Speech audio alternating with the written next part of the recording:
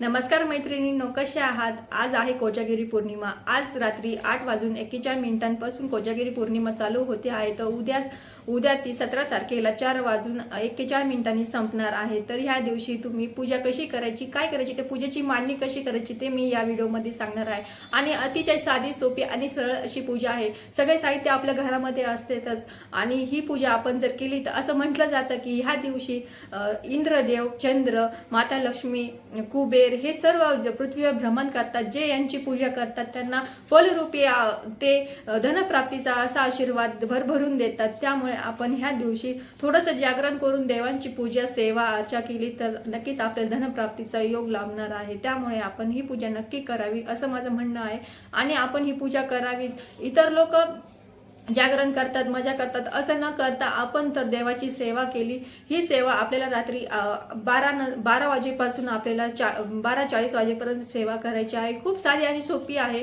पूजा मांडणी करायची आहे। ती पूजा मांडणी आपण रात्री 11ला जरी केली आणि त्यानंतर वेळ न भेटल्यामुळे आपण जर 12 नंतर लगेचच पूजा चालू केली तर ही पूजा आपली 20 ते 30 मिनिटात नक्की होऊन जाईल।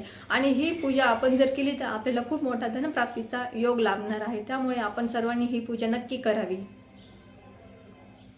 भगवान विष्णू, माता लक्ष्मी, इंद्र, देव, चंद्र, श्री कुबेर यांना भगवान साक्षात नारद मुनींनीच असा वरदान दिले आहे की तुम्ही पृथ्वी तलावर जाऊन जे तुमची जागरण करेल, पूजा अर्चा करेल त्यांना तुम्ही धनप्राप्तीचा आशीर्वाद द्यावा असं भगवान विष्णू नारदांनीच वरदान दिलेलं आहे। त्यामुळे ह्या दिवशी आपण ही पूजा नक्कीच केली पाहिजे। चंद्राची किरणे अमृतरूपी दुधावर पडतील त्यावेळेला तो नैवेद्य आपण देवांना दाखवू शकतो। असं मानलं जातं की त्या आपल्याकडे अमृत तर नाहीच देवांना अर्पण करायला, तर त्या अमृताची उपमा ही गायीच्या दुधाला दिलेली आहे। आणि ज्या वेळेला चंद्राची किरण दुधावर पडतील ते अमृता समान बनतं आणि त्याचं नैवेद्य आपण देवाला भोग म्हणून नैवेद्य म्हणून देवांना दाखवू शकतो।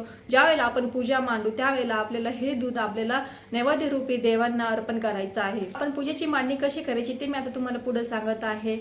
इंद्र देवाची स्थापना कशी करायची, चंद्र देवाची स्थापना कशी करायची, माता लक्ष्मीची, कुबेर देवांची स्थापना कशी करायची हे सर्व मी तुम्हाला डिटेल्स मध्ये सांगणार आहे। त्यासाठी तुम्ही हा व्हिडिओ संपूर्ण बघा, तुम्हाला नक्कीच या व्हिडिओचा फायदा होणार आहे।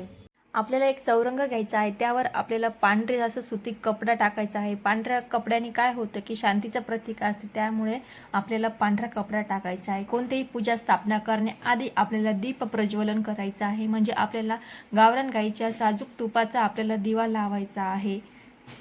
इंद्रदेवाची स्थापना करायची म्हणजे आपल्याला कलशाची स्थापना करायची आहे। कलशाला आपल्याला स्वास्तिक काढायचं आहे। पाचही बाजूने आपल्याला हळदी कुंकवाचे रेगा उठवायच्या आहेत। नंतर आंब्याच्या डहाळी किंवा आंब्याची पानं आपल्याला त्यामध्ये ठेवायची आहे। काही त्यावर नारळ ठेवायचं नाही, पण ज्यांच्या काही जण नारळ ठेवतात त्यांच्यामध्ये जर नारळ चालत असेल तर ते नारळ ठेवू शकता, पण शक्यतो आपल्याला कलशावर नारळ ठेवायचं नाहीये।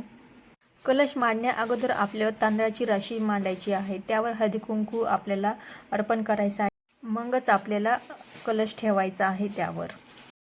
यानंतर आपल्याला माता लक्ष्मी आणि कुबेर यांची स्थापना करायची आहे। आपण 2 विड्याची पाने घेऊया आणि त्यावर आपण एक सुपारी अशी एक माता लक्ष्मी आणि दुसरी सुपारी श्री कुबेर यांची म्हणून आपण ठेवणार आहे। जर आपल्याकडे माता लक्ष्मीची प्रतिमा म्हणजेच एखादा फोटो किंवा माता लक्ष्मीची मूर्ती असेल तर किंवा श्री यंत्र असेल तर तेही ठेवू शकतो, किंवा कुबेरांचे यंत्र असेल, कुबेर यंत्र असेल तेही आपण ठेवू शकतो। इथे मी सुपारी आणि कुबेर यंत्र असे दोन्हीही ठेवलेलं आहे, ते तुम्ही ठेवू शकता।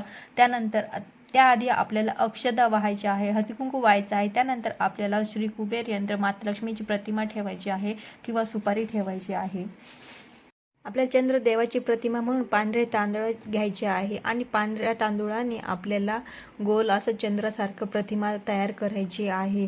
नंतर आपल्याला पूजा करायची आहे। कलशापासून आपल्याला पूजा करायची आहे, इंद्रदेवापासून आपल्याला पूजा करायची आहे। परत हळदी कुंकू, अक्षदा, फूल आपल्याला देवाला अर्पण करायचं आहे आणि मंत्र म्हणायचा आहे। इंद्रदेवताय नमः असे आपल्याला 2 ते 3 वेळेला मंत्र म्हणायचा।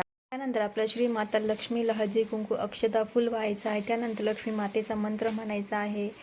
गायत्री मंत्रही म्हटलं तरी चालेल, आपल्याला जो लक्ष्मीचा मंत्र येतो तो आपण म्हणू शकतो। त्यानंतर आपल्याला कुबेरांची पूजा करायची आहे, हळदी कुंकू, अक्षदा, फूल व्हायचं आहे। नंतर ज्यांना कुबेरांचा मंत्र येतो तो आपण कुबेर मंत्र म्हणू शकतो, त्यांनी म्हणावा, नाहीतर ओम श्री कुबेर देवताय नमः असं म्हणावं। त्यानंतर आपल्याला चंद्रदेवतेलाही हळदी कुंकू अक्षता फुल वाहायचं आहे. त्यानंतर आपल्याला चंद्रदेवतांचं मंत्र म्हणायचं आहे. जर येत असेल तर म्हणावं, नाही तर ओम श्री चंद्रदेवताभ्यो नमः असा मंत्र म्हटला तरी चालेल. हे सर्व मंत्र आपल्याला 2 ते 3 वेळेला म्हणायचे आहे. त्यानंतर आपल्याला दुधाचं नैवेद्य दाखवायचं आहे. दुधाचं नैवेद्यामध्ये आपल्याला लक्ष्मीपत्र हे ठेवायचंच आहे. त्याशिवाय कोणतेही नैवेद्य आपले फल पावत नाही. अशा प्रकारे आपल्याला साधी सोपी आणि सरळ पूजा करायची आहे. बाकी काही नाही एवढं अवघड. आपण ही पूजा करू शकतो. या सर्व सामग्री आपल्याकडे असतेच असते.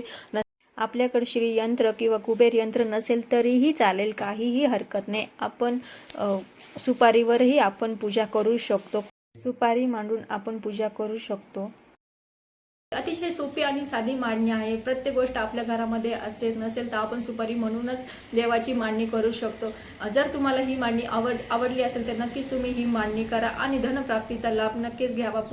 पूजा वगैरे करून देवाची, भगवान श्री विष्णूची, मातेची, लक्ष्मीची पूजा करून तुम्ही धनप्राप्तीचा योग नक्की घ्यावा असंही मला वाटतं आणि मी ही पूजा करणार आहे. तुम्हाला ही पूजा आवडली असेल, तुम्हाला हा व्हिडिओ आवडला असेल तर नक्की लाईक करा, शेअर करा, सबस्क्राईब करा. असेच नवनवीन व्हिडिओ बघण्यासाठी माझ्या चॅनलला कनेक्ट राहा. Bye bye.